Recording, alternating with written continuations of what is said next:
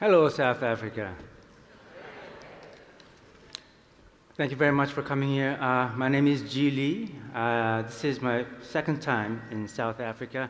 My first time in South Africa was in Cape Town. I gave a talk at Design Indaba, and it was my first big speech 6 years ago, and it really was the most fantastic experience.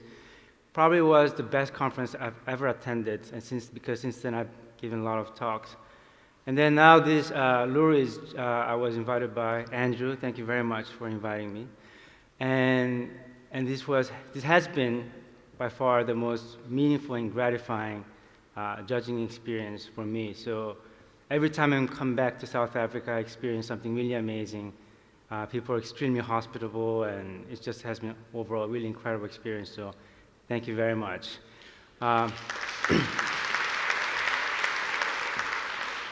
So today I'd like to talk about the transformative power of personal projects.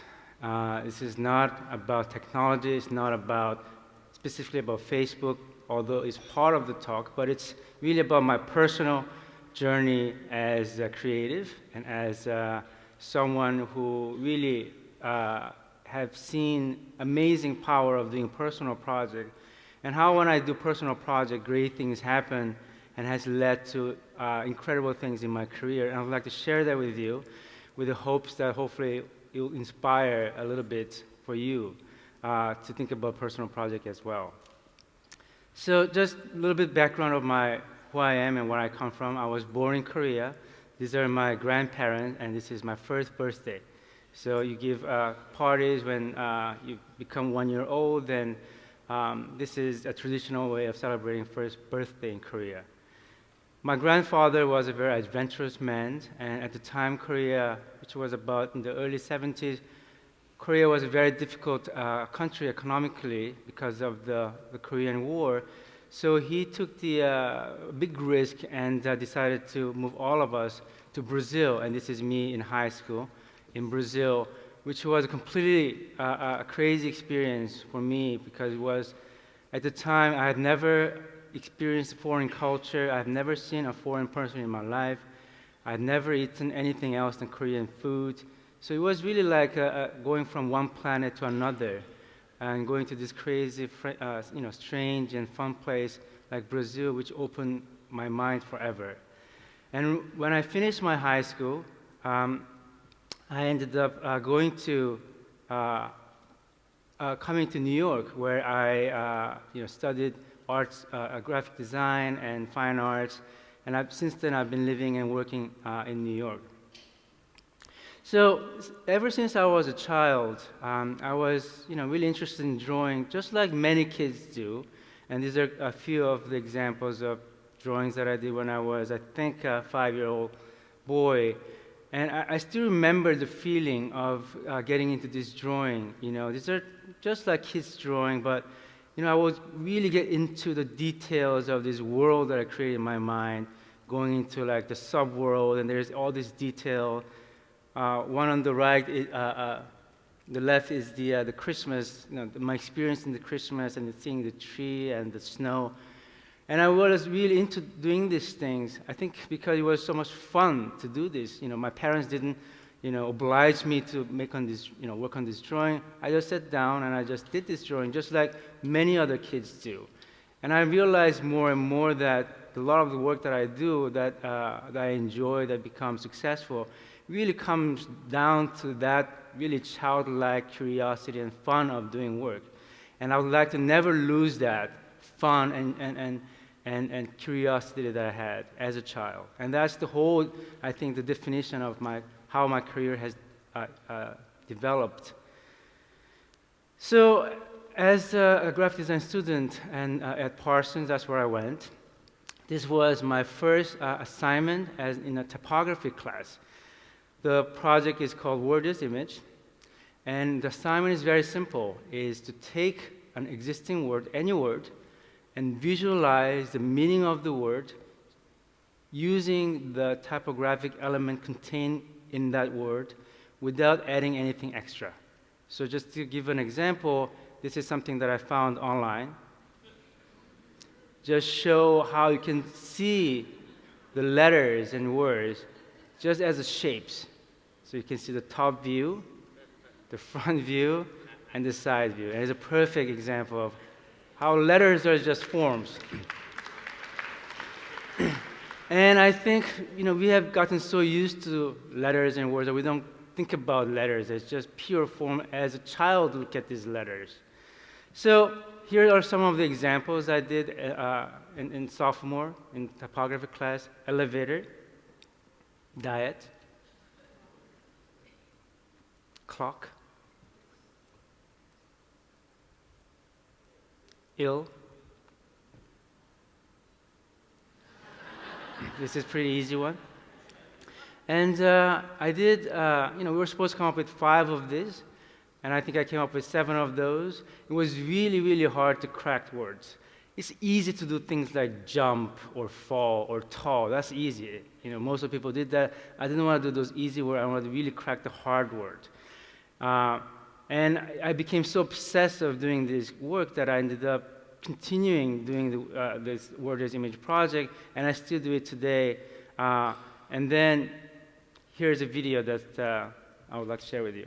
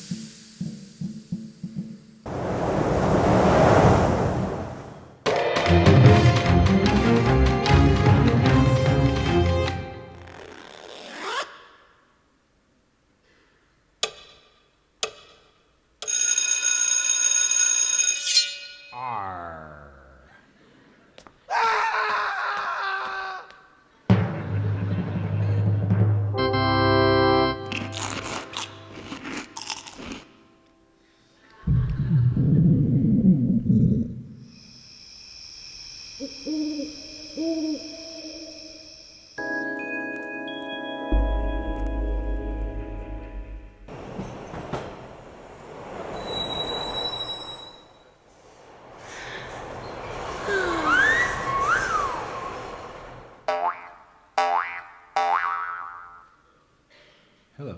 Hey. Hey. Hello. Hello. Hi.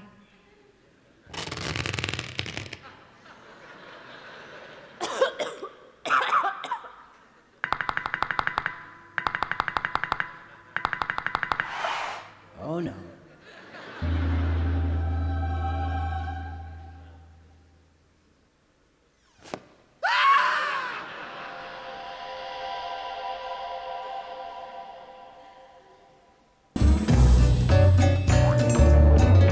So, thank you. And recently, I created this Words as Image for the Academy Award nominees for Best Picture. You can see Whiplash, Birdman, The Grand Budapest Hotel, Boyhood, American Sniper, The Theory of Everything, Selma, and Imitation Game. This was extremely hard, but there's always a solution if you're really trying to look for something. And the reason why I'd like to share this project is that this project started 15 years ago as a sophomore in art school, but I think it really goes back to my childhood playing, like drawing things, where it was just fun to do things. And 15 years later, I put together the collection of 100 best words as image, and I was able to publish a book. And I just keep doing this just because it's fun to do. There's no other reason. It's not for, my career is not for selling books. It's just fun to do, and I would like to never lose that attraction to fun. And here's some of the other projects that I did when I was in art school. Although I studied graphic design, we also experimented with, creating objects like this. This is called a redundant clock. I designed 3D chessboard and silly invitation cards like this, where you can actually have one in all card stamp it, and then you can use it for different purposes, for happy anniversary, or go to hell, or deepest condolences. So always you have an appropriate card in your hand. It all comes down to fun, and you're gonna see me talk about this word all over and over again. And I don't think this is only for creative people. I think this really applies for everyone. If you're really having fun at your work, you're probably doing something that, first of all, you're enjoying, you're passionate about, and great things happen when you're having fun at work. So when I graduated, this happened. It was no longer about just having fun. I had to find a job. I had to pay for my rent because my parents would no longer pay for my living. And nobody really prepared me about job, because while at school, everything is fun, everybody is supportive. No teacher told me that you're gonna have to do stuff that you're not gonna like to do. You have to do some shitty work because your boss wants you to do it this way versus the other way. Nobody prepared me for that. So it was quite of a shock, but I went into a corporate design firm. I did a lot of annual reports and logos. It was great work in a way that I learned a lot about the process. I learned a lot how to work with people, etc. But the work itself was not that interesting to me. I would stay up late and doing these things that I didn't really feel passionate about. I didn't know why we were doing this, but I had to do it because I was told to do it. And I did that for several years. I switched around different jobs as a designer. And I really wanted to get into advertising because growing up in Brazil, I watched some of the best commercials. Brazil makes, really great TV commercials. And I wanted to do that because that sounded like a lot of fun. And I also wanted to have a great scale. It seemed like design at the time for me was limiting, and having making a TV commercial where millions of people can see sounded like a fun job. But I didn't know how to get into advertising because I didn't know anyone in the advertising field. I only had studied graphic design, so I was kind of stuck doing things that I didn't really like to do, making not that great of money, living in a very expensive city. So, and then I found a job in this small design firm called Design Writing Research that was run by Abbott Miller, and we were designing lots of books there. And Abbott at the time was publishing a book called Dimensional Typography. And it was a small book that featured some of the experimental 3D type that was happening at the time. And he saw this project in my student portfolio called Universe Revolve, the 3D alphabet. This is an experiment that I did when I was at art school. Basically, using 3D program, I took the capital letters of the 26 letters of the alphabet. At the most left point of each letter, the program automatically drew an axis, and then it rotated the letters to form three-dimensional shape. So I thought, wow, this is a really interesting way to actually create a font. So here is a font I created using this 3D program. I just clicked the button, the program rotated the letters, and then here there were 26 letters, and then you can sort of play with it. You can rotate it, you can stack on top of each other, and then you can actually form letters and words and sentences. This one says, reading is fun. Humpty Dumpty sat on a wall. Humpty Dumpty had a great fall. All the kings and all the horses couldn't put Humpty together again. So while I'm having fun, I'm also experimenting with different ways of writing and reading our Latin language. This is using stacking. We don't really think about written language as a system that we can play with. We're sort of given and taught at school. This is how you're supposed to read, from left to right, top to bottom. We never questioned these things, and I wanted to play with that system that was given to us. This is a palindrome called, if you read it, it's I saw, I was I, so you can read in both directions. Wake up. And here's a whole world made with the 3D alphabet. You can actually, each object is a word itself. So you see hotel, casinos, ship, generators, and robots. So I spend months and months doing this. And going back to my childhood drawing, this is exactly what I experienced when I was a child. Immersing myself in the world that I enjoy so much being part of it. And I had exactly the same feeling making this drawing. So if you think about it, I did this school project just for fun, and I got a job at Design Writing Research. And then Albert Miller, my boss at the time, published my work in dimensional typography. And then actually, a reporter who saw the book actually called me and said, I really liked the type design you did. Can I publish in the New York Times magazine? I said, of course. And then it was published as an article. Laurie Anderson, who is a famous musician, saw this, and she happened to be one of the judges for a world-changing ideas award that Saatchi & Saatchi, the advertising agency, was organizing at the time. She calls advertising agencies and says, hey, maybe you should invite this guy to enter his work for this award. So then I was somebody from Saatchi called me, you should enter your work, and I did. Because of that, I was able to meet Bob Isherwood, who is a worldwide ECD for Saatchi at the time. He liked my work, and then he invited to join Saatchi & Saatchi. So I would have never imagined in my wildest dream that my school project would lead me into a job and into advertising, something that I wanted to get into so much. So that's I think for me, the ongoing lesson that I learned again and again, that if I work on personal project that I'm having fun and feel passionate about, great things happen in a mysterious way eventually. So now I finally got into advertising. This is my dream come true. Now, I'm going to do amazing thing. I'm going to change the world. I'm going to make amazing TV commercials. And it wasn't quite like that. So I worked there for several years, this global famous agency, winning awards and etc.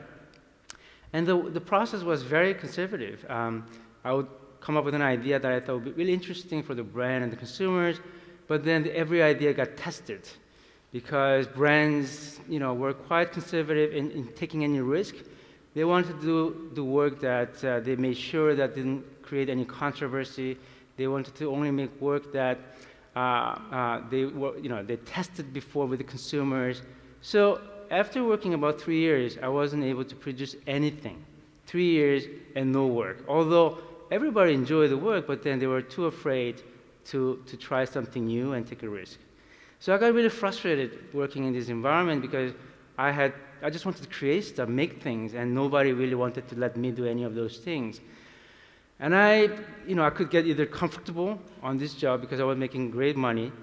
I had my own office, I had my own fancy business car, and I was playing online chess, 4 hours a day.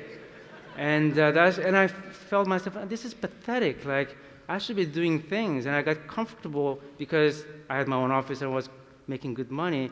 And all of a sudden, I told myself, well, you know what? Let's just make something. Because I want to go back to those fun experiences that I had as a student. So that's where I started a project called the Bubble Project. As an advertising creative, I realized that I was part of this machine that created lots of junk on the street. This is the street of New York City, which is filled with advertising. And advertising on the street is kind of a form of a visual pollution.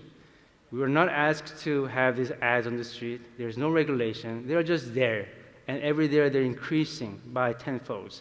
And everywhere you go, you see this visual pollution right in front of your eyes.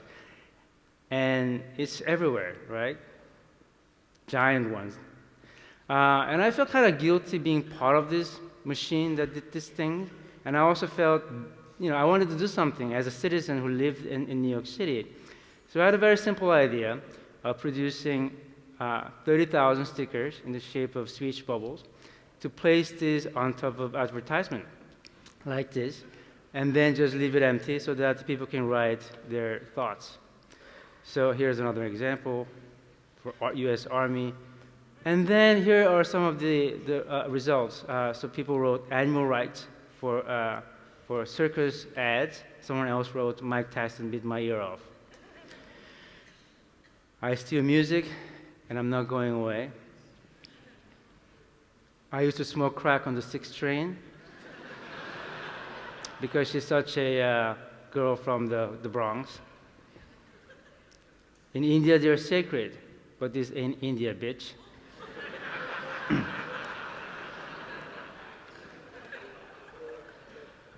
I use it to download porn by IBM ad.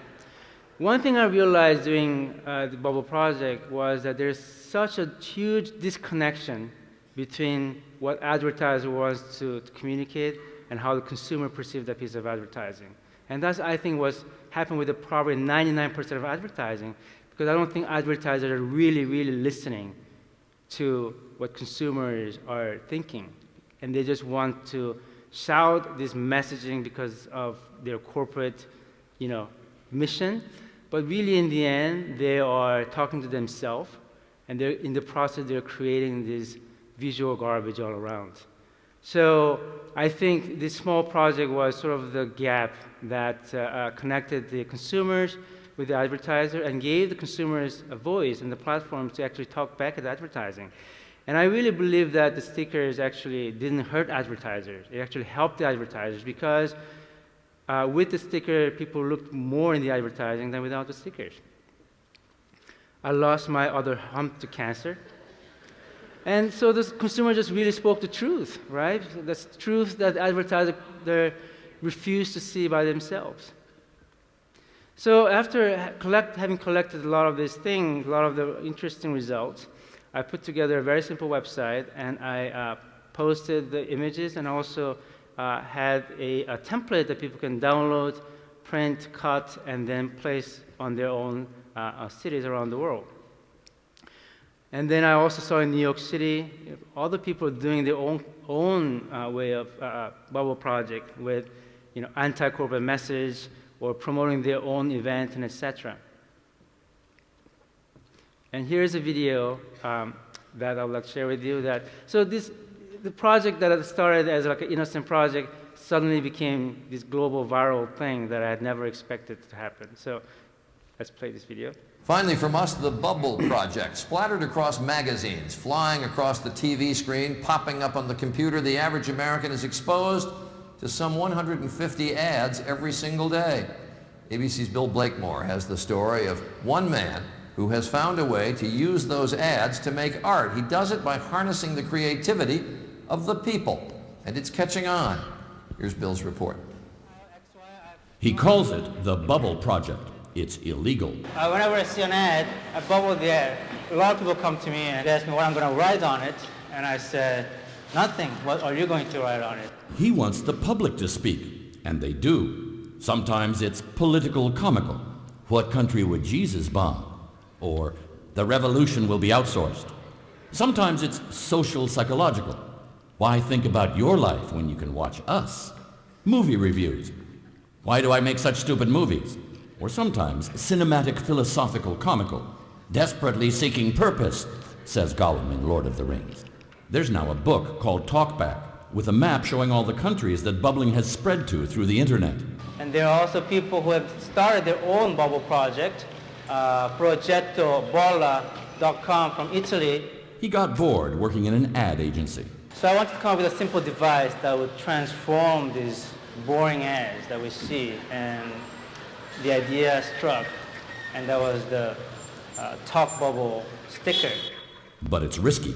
We cannot tell you his name. I've gotten a few tickets. I am mostly very cooperative, and I promise I'll never do it again. I think I'll bubble a little doggy here. So I'm going to put another bubble right here to this guy. We're going to give her a voice. What would you write? Bill Blakemore, ABC News, New York. Needless to say, that gentleman was in disguise because it is graffiti and what he's doing is illegal, but the responses are rather interesting. Thank you. So this project kind of exploded, and it was all over the newspaper. This happened about 10 years ago. So by now it's a memory for me. But really, it was for me the changing point in my life. Doing this project, I realized that one person with a little bit of money, with a passion, can really make some project that can be seen by millions of people and have an impact in people's life. And another thing that I learned is that just by doing, I had to do everything. Come up with an idea, production, execution. I had to learn how to code in order to make a website because I didn't have money to hire a freelancer for web design. I had to write about the manifesto. I had to photograph everything. I had to market the project. And I had to think about PR. So the great advantage of doing personal project is that you learn a ton of things in the process because you have to. There's no money, there's no resource around you. And that's really liberating, to be able to do something and realizing I can do these things because you're having fun and you need to make these things happen. And after the Bubble Project, really I got so much confidence that I don't need my boss, I don't need a client, I don't need a resource around me, production and PR. I can make anything happen if I want to, and Bubble Project was the proof. So then I took a courage, and then I quit my job. It was kind of a scary moment because, it was a well-paid job and etc. But the project gave me enough confidence to quit my job, and I did a lot of freelance work in different agencies. And at the time, also, it was great because also it was uncertain time. I did freelancing about for 2 years. I really focused on doing even more personal project on the side while I was doing freelance work. So then, I was able to produce publish a book called Universe Revolved.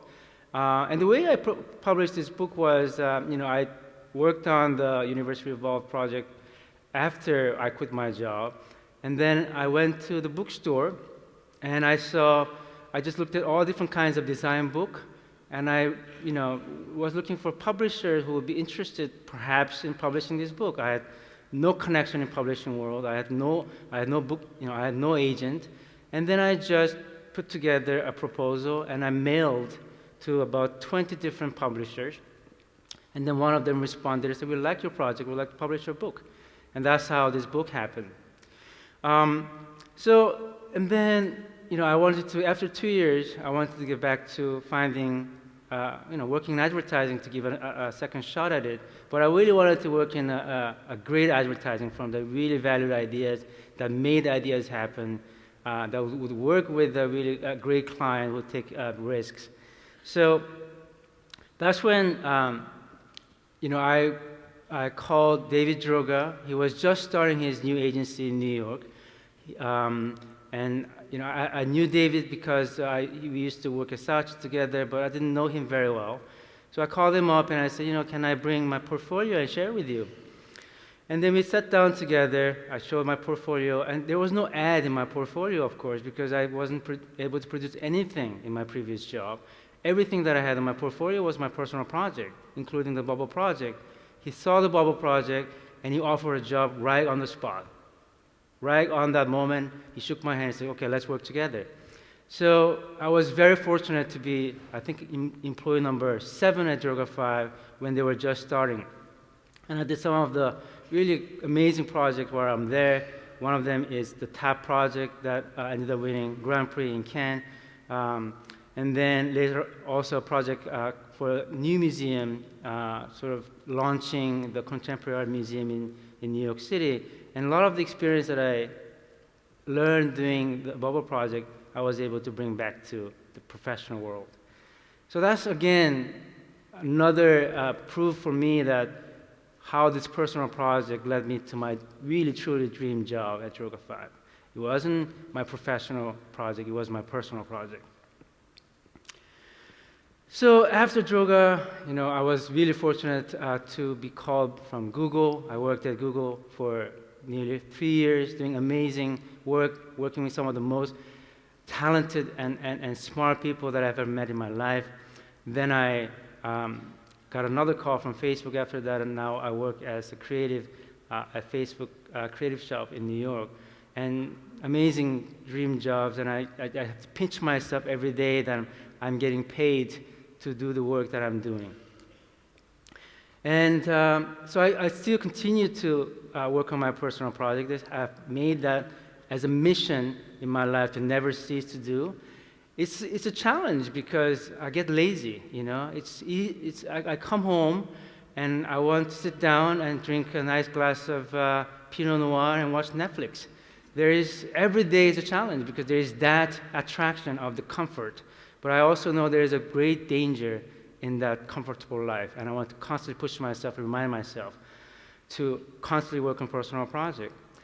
And White Feed is another silly little personal project. And here's an example that you don't have to be a designer or have design skills to actually create a project that is fun. So I realized that, you know, I'm on Facebook all the time because I work there, because I also enjoy Facebook, connecting with my friends and etc. But your Facebook newsfeed is a very busy place. There's a lot of information, there's a lot of photos, and sometimes I feel a little bit overwhelmed, and I just want to take a little break. And so with that in mind, I wanted to create something very simple. So I created this page called White Feed. It's a Facebook page. Anybody can create a Facebook page within 2 minutes. You don't need technical knowledge, any of that. Any user can create this. And all it does is that if you like this page, it just publishes a very simple white blank image in the middle of your newsfeed. That's all. There's no text. It's just a blank image that gives a break in between the two contents on your newsfeed. So I started doing this. You know, in the beginning there were 5 people, 6 people liked it, they thought it was funny. And I did that, you know, twice a week and etc. What I realized is the fun part is actually the comments that people are writing. So it's a little bit hard to read, but, you know, like this one, for example, this one is sick. When are you coming out with a whiter one? I can stop weeping. Oh my God, this is awesome, so deep. Now I see the twist in the plot, amazing evolution. This is so deep, I totally get it. The emptiness is how in America, our youth is constantly intoxicated and all the opportunities they'll miss out. I love this one, obviously shows the visual impact on the humanism hidden in the art of the late Romanticism during battles of Europe. It's beautiful. Sniff. Land grab. It's been so long since you posted. I'm starting Blackfeet. This gentleman started his own Blackfeet as a Facebook page. So that's an example, again, about just, you know, it's just having fun. It takes 2 minutes. Every day, I just grab a white image and publish it, and I have a blast because I see what people write in the comments. Here's one of the latest projects I'm doing in New York. It's Evolution of the Bubble Project. I got so much trouble with the police because of the Bubble Project, because, you know, they'll catch me doing this, and I get tickets. You know, I almost got arrested. It was really a risky, dangerous project, so I wanted to do something less dangerous, but using still the idea of sticker. So what I did, I printed a bunch of these round stickers. There is like an online sticker company that prints white, you know, the round stickers. All you have to do is just to upload white image, round image, and like for $50 you get like 500 stickers like this. So anybody could, again, to do this without spending too much money. And what I do is just go around and putting the stickers on top of advertising, like for this lawyer ads. Silicon Valley, X-Men, Converse. These guys are so cool and hip, you know, hip. Just wanted to sort of twist the meaning. So again, it's just continuously doing fun personal project. going back to redundant clock that you saw in the earlier part of the presentation, this is something that I had just designed while I was in sophomore in art school. I just put on my website, and I just shared it with the world. And over the years, I got emails from people who wanted to buy it, but I couldn't sell it because, it was just a prototype. And then it got featured in a few blogs and etc. And I just left it there because I knew people wanted to buy it, but I just didn't know how to produce a product and etc. because I'm a graphic designer. And then this happened. A friend emailed me and said, "Dude, your redundant clock is #1 in Reddit. Check it out." And I went there and I saw it. It's like, oh my God, it's #1 in Reddit. And it wasn't my redundant clock. Someone liked the redundant clock so much that he designed his own redundant clock and posted on Reddit. And he gave credit to my name, saying this was my original design. But it got into the top list of Reddit, where 5,000 people liked it. That's when I realized maybe I should make this into a product. So now I am contacted, went into Alibaba, found some manufacturer. I want to start a Kickstarter project to launch this project. And it's a new experience for me because I've never done a product design in my life. So I'm going to learn a ton. I'm already learning a ton just by doing this. So that's just fun, learning new things. So the last project I would like to share with you is actually, it's a person, and it's my dad. And so this is my dad. He's 73 years old. He lives in Brazil, and he's passionate about his nephews. These are two of my nephews, Arthur, Alan, and their little Pinky is their little black rabbit. My sister and her husband had to move back to Korea because they found a new job in Korea. So my dad was all of a sudden all by himself with my mom, and I got, my mom, and I got worried because he spent his day watching TV, Korean TV the whole time. He lost his sort of passion in his life, which was taking care of my nephews. He used to take them to their school and spend time with them. Because he's retired, he has no passion in his life anymore. He just spent his time watching television. So I told my mom, we should do something with him. And I remember growing up as a child, he was an amazing artist. He never went to art school, but he was great in drawing stuff. And I think he was a big influence in my life because I saw him doing little drawings here and there, and I thought it was really cool. So I thought, let's have him do these drawings again and put it on Instagram. And my mom, who is a little bit tech savvy, thought, well, that's a great idea. My father, to have an idea what kind of person he is, he doesn't know what an email is, and it's true. When I asked my father, it's very easy to start an Instagram account. All you have to do, is to use your email, and it comes like, what is an email? That's when I realized how much we take it for granted, everything that we know about technology.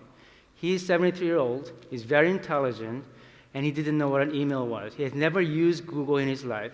He doesn't obviously have a Facebook, none of this. So it was extremely challenging. So he obviously couldn't do that on his own. My mom, who is a little bit savvier, she did it. She opened her own Instagram account and then basically forced him to draw something, and then she would take a photo, upload it on Instagram, and then that's how we did it. So here's the first drawing he did on Instagram. It obviously looks like a shit because it's like, my mom doesn't know how to take a photo really well on Instagram, and it's dark, and I spent hours with my mom trying to explain, well, you have to, it has to be well lit, and the format has to be square. You don't want to show the top and bottom, and it was really hard to explain that. So it went on, and this is the second drawing he did. Still looked like shit, but my mom at least got the bleeding part. It's at least a square format. So I spent hours and hours with my mom, and my mom was basically, asking to draw something, and my dad hated doing this because he felt he was obliged to do this. He's like, I hate doing this. Why are you obliging me to do this? But because I was so adamant and insistent with my mom that he ended up doing like 1 drawing a week and 2 drawings a week. And then we went on. And then I see something like this is much better. Like there is white background, the drawing is kind of interesting. This is a public telephone in Sao Paulo. It has a really beautiful shape like that. So there was a hope that we could see the glimpse of him coming back to his old self, drawing things. But it was still very, very difficult. So we see another drawing like this. Now he's getting better, right? He's using pen and ink. He's doing interesting things, but still, like, my mom didn't know how to take a photo, and it was very, very frustrating. And it was extremely hard to explain that on the phone with my mom. So this is my baby. He was born 4 months ago. His name is Astro. So my parents came to New York to meet my newborn son.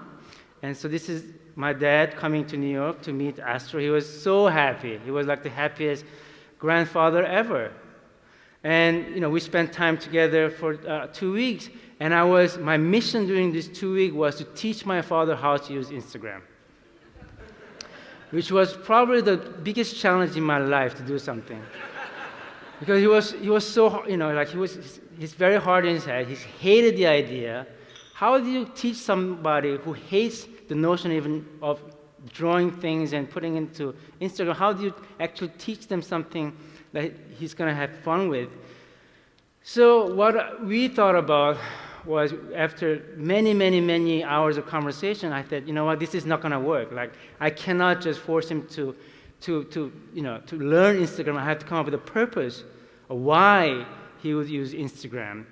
And while he was there, he told me something really interesting. He said, I'm curious what Astro will become one day. I'm really curious, because I will never see that, because I'll be dead by the time he's like 30 years old. And that made me really sad.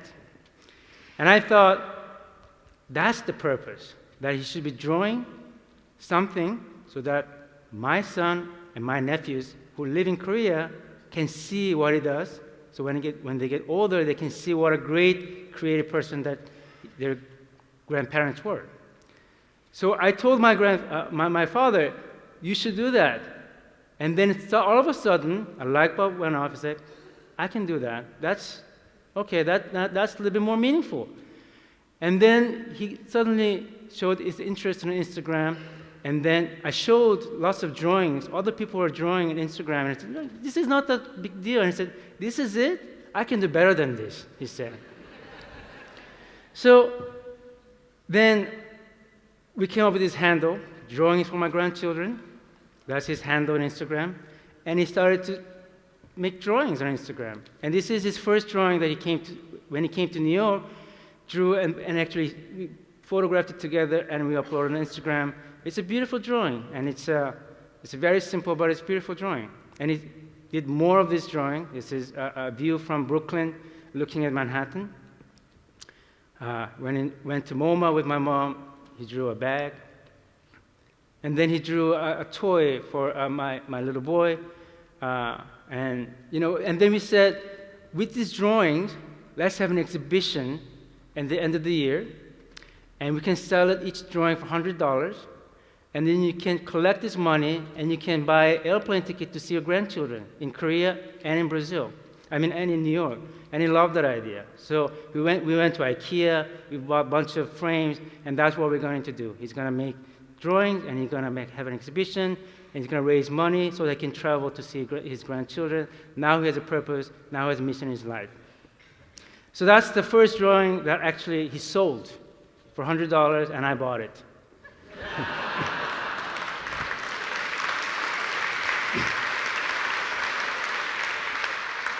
So he already made $100. And then we went back, and now he's drawing every day. So these are the toys that my nephews Arthur and Alan left in his home, and now he drew it, and then now my nephews in Korea see his granddad's drawings every day. And then he also drew the Pinky, the rabbit that they had to leave behind in Brazil. So that's also nice. And my nephews enjoy climbing in São Paulo, so he drew that scene. This is the feet of my baby Astro. And so we send photographs all the time to my mom and dad. So this is one of the photos that we sent. And then he draws sometimes pictures. So like, and then that's what he drew. And then he emails me, message me the drawing, and then writes in Korean the title, right? This is like Stylish Astro, there was a title. And then my sister in Korea translate that into Portuguese, and I from New York translate that in English, and then he published the drawing in Instagram in English, Portuguese, and Korean. So that's the drawing. So that's his Instagram account. He already has 283 followers. So if you like what you see, please follow him, and he'll be very happy.